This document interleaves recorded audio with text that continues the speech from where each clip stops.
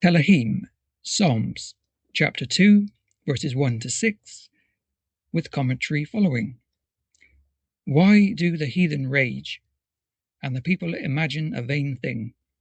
The kings of the earth set themselves, and the rulers take counsel together against Yahuah and against his Mashiach, saying, Let us break their bands asunder, and cast away their cords from us.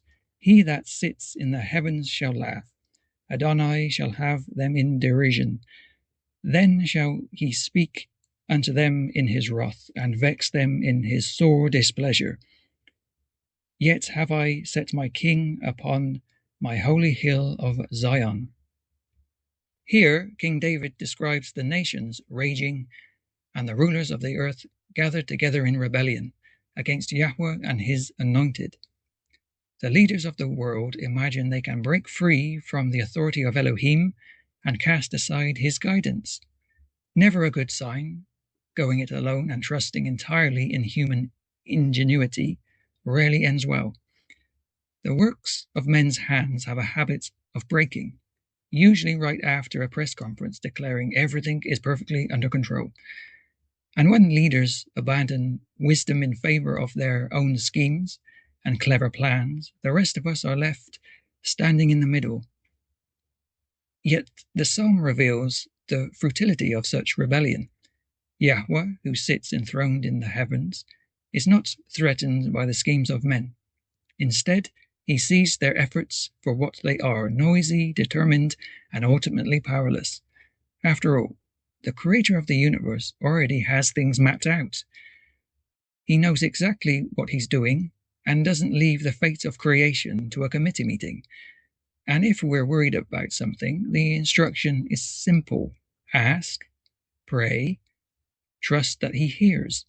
Simple. Though apparently not simple enough for our leaders, who seem determined to wrestle control back into their own hands. And for what?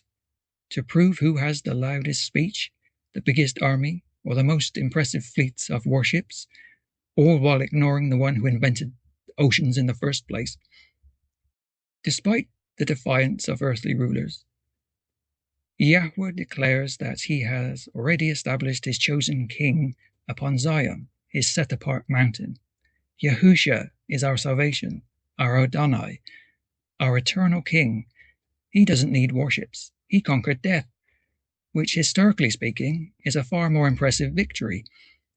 For believers today, this passage offers reassurance in times when the world appears increasingly opposed to the ways of Yahuah. Governments, cultures, and influential voices may reject his authority, but the Psalms remind us that Yahuah remains sovereign over all nations.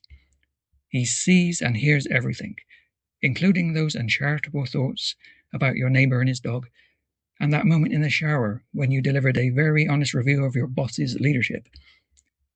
Despite what our earthly leaders may think, Yahuah's purposes cannot be overturned by human rebellion.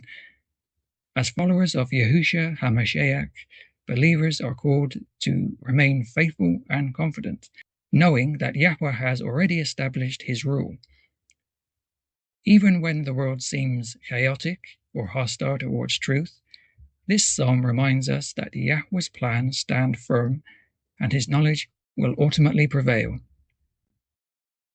In other words, the throne of heaven isn't up for election, which is reassuring, because if the fate of the world depended entirely on human leadership, we'd all be updating our escape plans.